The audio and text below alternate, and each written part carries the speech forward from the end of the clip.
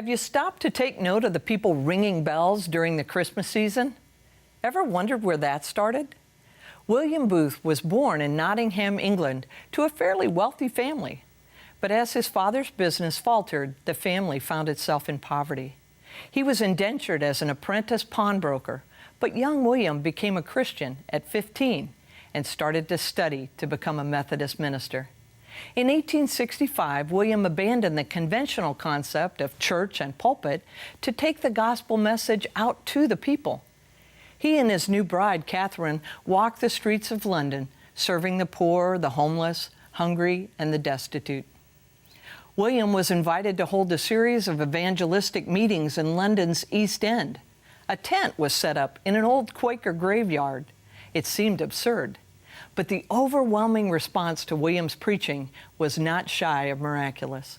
Hundreds responded to an invitation to make Jesus the Lord of their lives. News of William and Catherine's work, it spread all over the country and brought volunteers dedicated to fight for the souls of men and women. Many thieves, prostitutes, gamblers, and drunkards were among the first converts. Sadly, area churches wouldn't accept the new believers because of their questionable past. William and Catherine focused on providing spiritual direction. Soon, the new Christians were sharing, singing, and preaching in the streets, declaring themselves living testimonies to the power of God. While proofreading an 1878 report, William noticed the statement, "The Christian mission is a volunteer army." William crossed out the word volunteer and wrote in Salvation Army. Over the next 7 years, the Salvation Army grew from 10 workers to 1,000 volunteers and 42 full-time evangelists.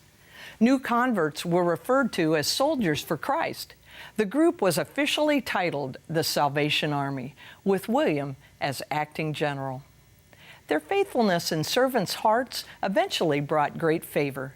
In his later years, William was received by kings, emperors, and presidents. When he joined the great cloud of witnesses in 1912, 40,000 people attended the services, including Queen Mary. In John 3:11, the crowds asked Jesus, "What shall we do?" Jesus answered, "Whoever has 2 coats must share with anyone who has none, and whoever has food must do likewise."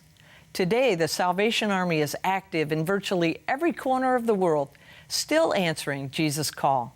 Let's join them.